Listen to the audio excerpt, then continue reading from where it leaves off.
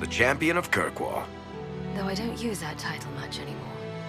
Hawke, the Inquisitor.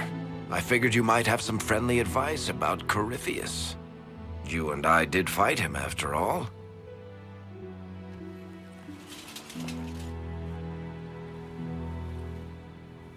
Impressive view.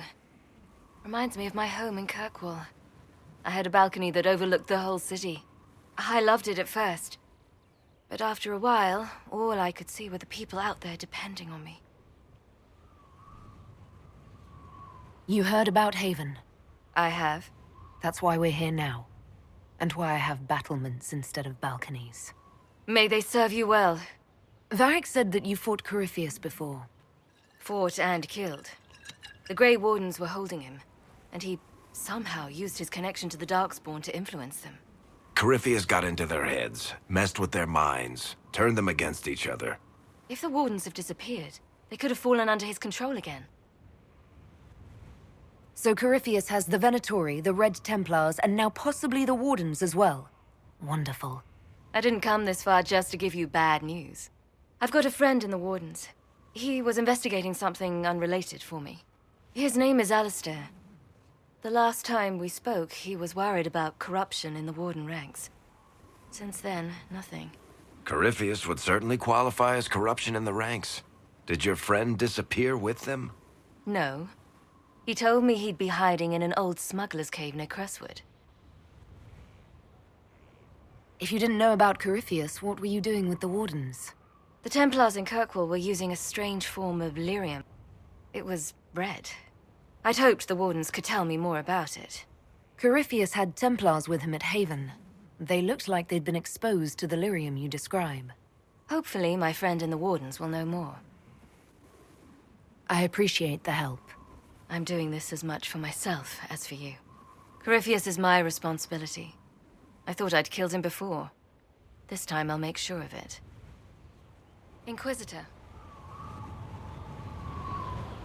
I heard you had family and friends in Kirkwall.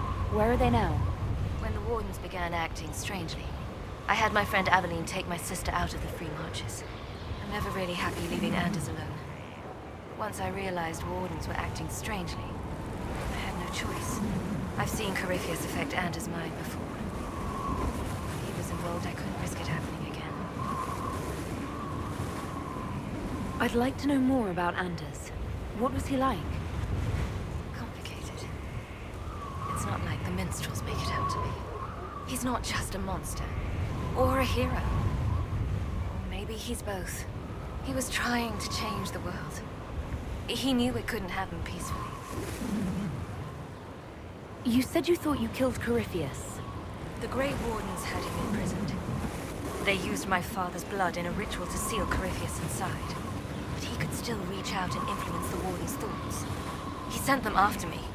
And I didn't just think I killed him. When the fight was done, he was dead on the ground. Maybe his tie to the Blight somehow brought him back, or maybe it's all Tevinter magic. But he was dead, I swear it. And where did you go after the mages rebelled? I heard the Chantry might be sending an exalted march to Kirkwall to put down the rebellion. We thought that leaving would save lives and force the Divine to divide her forces to hunt for us. But all the circles were rising up by then. We helped a lot of them take that final step. I assume Varric's been feeding you information about the Inquisition. What did he say about me? Only good things, I promise. I was a little surprised, actually. Varric isn't one for religion in general, but he thinks highly of the Inquisition. I think the exact phrase was, has a good shot at fixing Blondie's mess. We'll talk later. I'll meet you at Crestwood.